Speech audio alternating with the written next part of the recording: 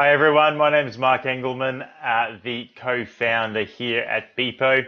In today's webinar, I want to talk to you about how to get buy-in from your Australian team.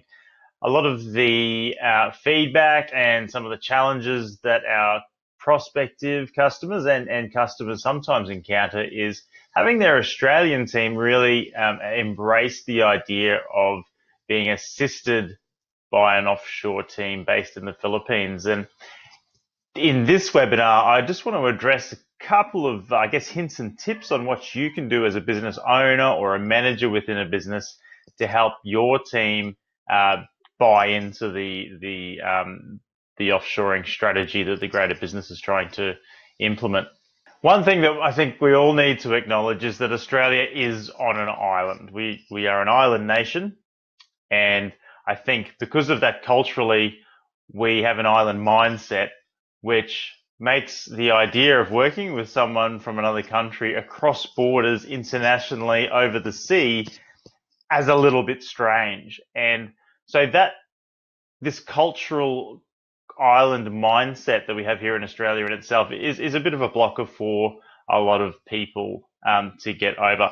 But let's think about this rationally. Do you think in a place like Europe, where there is a whole bunch of countries in close proximity to each other, do you think places in Europe, companies would feel funny about hiring someone from another country? Do you think a French company wouldn't hire a German based on the fact that they're German, or that a French company wouldn't hire a Swiss person because they were Swiss? Or do you think that a Canadian company wouldn't hire an American because they live across the border in America?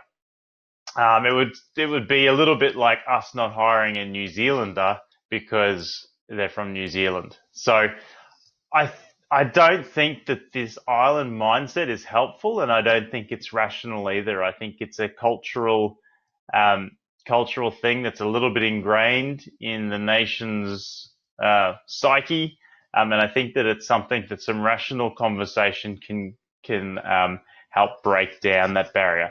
The other thing that we often encounter in this whole sort of offshoring onboarding process is what a term that's been coined as cultural arrogance.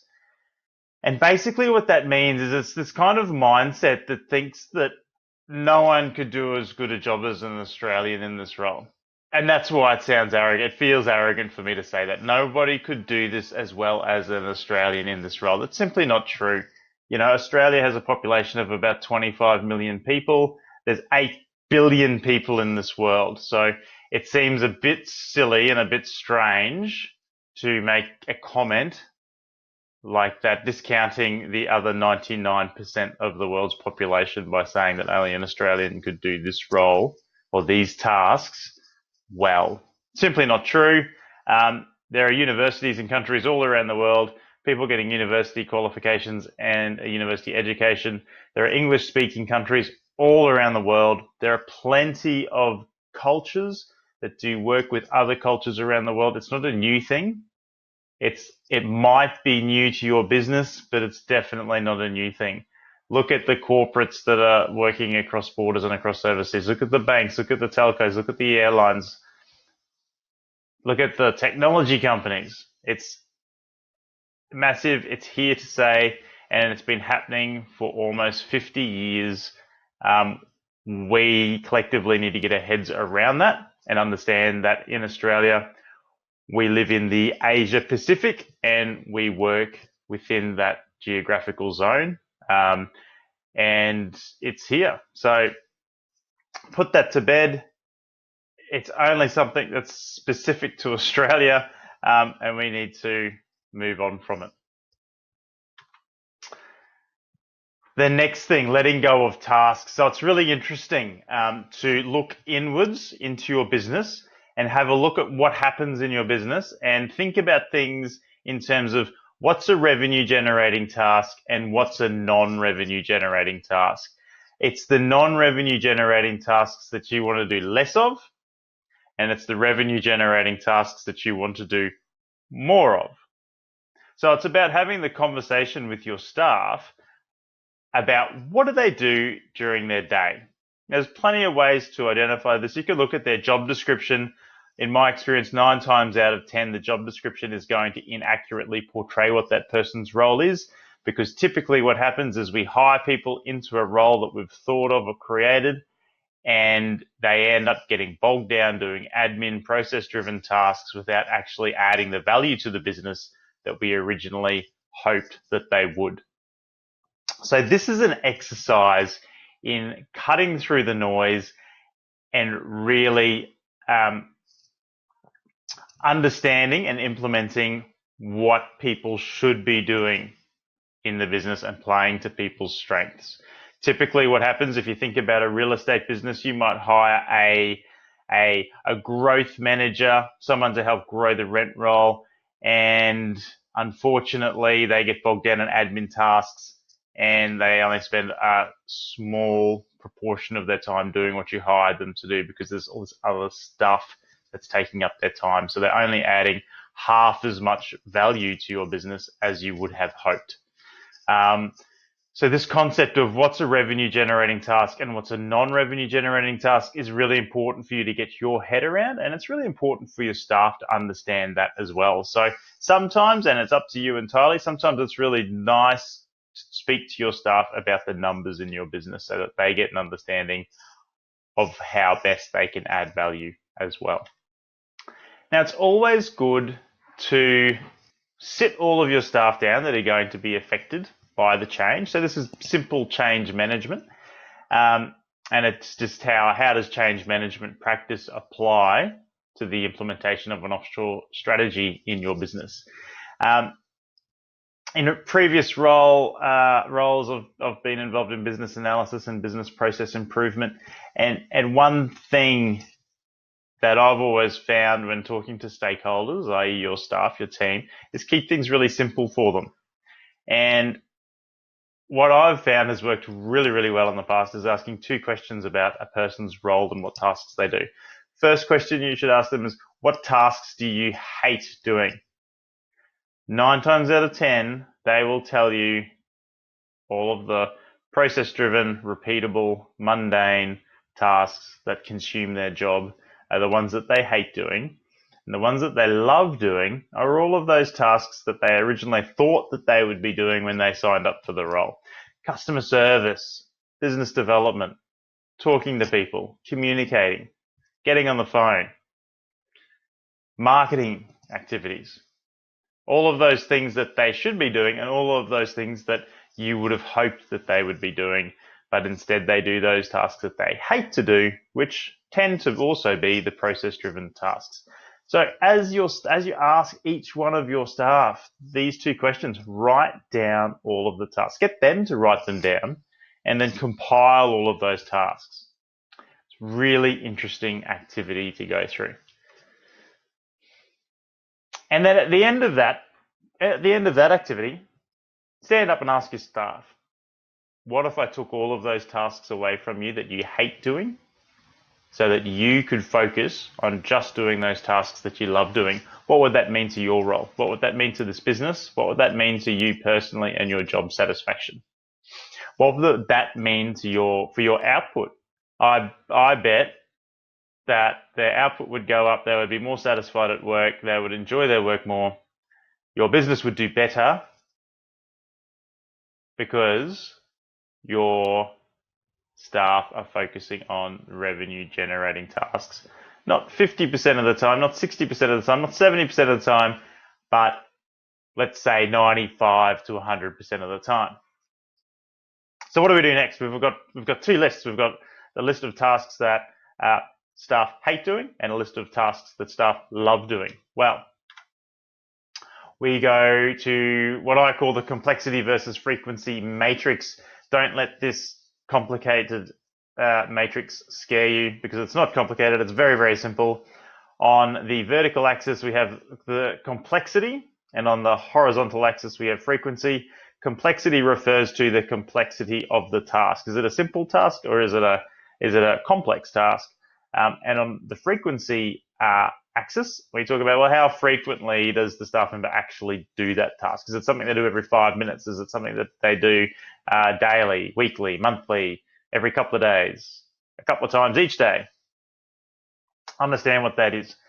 And then grab all of those tasks that your staff have stated to you throughout the workshop and start plotting them on the complexity versus frequency graph. And you'll note that they'll be scattered all over the place and they'll end up in one of these 4 quadrants.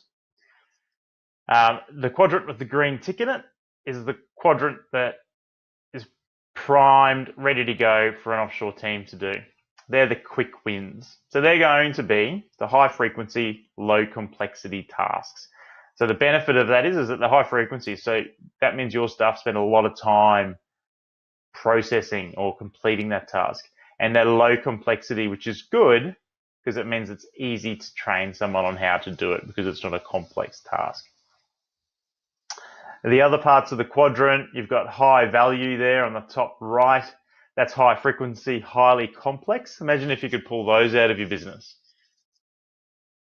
That takes more training to do that, and arguably may well be the core of your staff members' jobs, and it might actually be what you need people in Australia to be doing.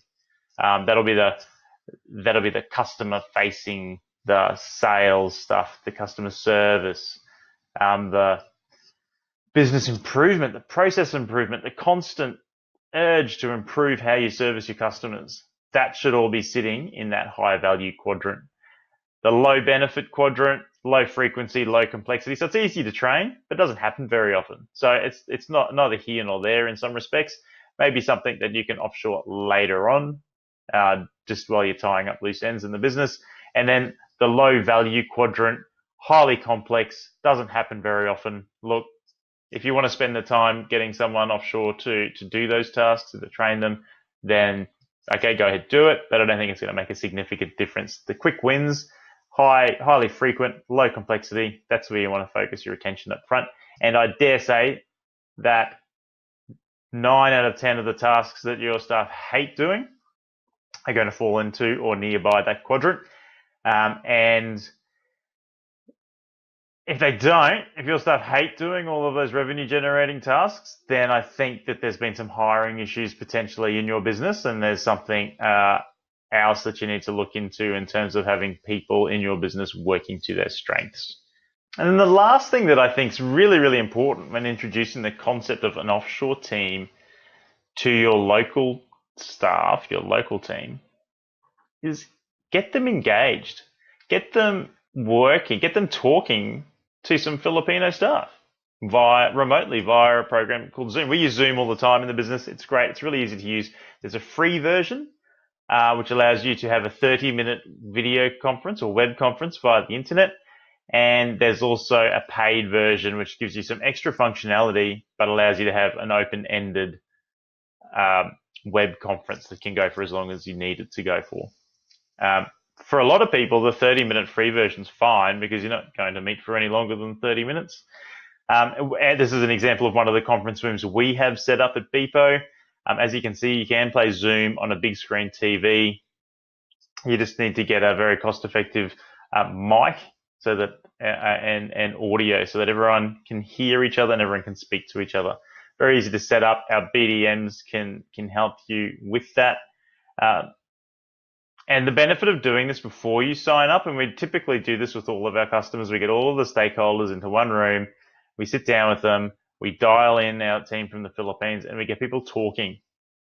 We get people communicating with each other, and very, very quickly, you see the worry and the concern wash away from the faces of your local team. The shoulders relax over time. There's a bit of a sigh of relief because they suddenly start hearing our Filipino team talking about what they can do, how they can work. They start to see how great their English skills are, how highly educated they are, how the technology is really simple to use, and they start to paint a picture in their head of how this offshoring strategy that the bosses thought up and thought would be a great idea will actually work in their scenario within their own environment.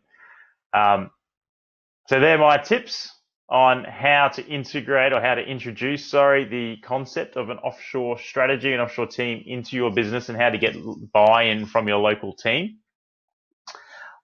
Of course, if you want more information about this, there's heaps of information on our blog, on the Beepo website. www.beepo.com.au. Have a look through it, read as much as you can. I've written a great 5-part education series that goes into a lot more depth around identifying tasks to offshore, as well as the complexity versus frequency matrix, and it goes all the way through to recruiting staff, how to ensure that they remain productive over the long term, and all of those real things that are really, really important and fundamental to getting an offshore strategy working effectively within your business. There's my phone number there and my email address. So if you do have any questions at all, give me a call. I'm happy to talk to you about any issues or problems you might be having in your business. Thanks for your time.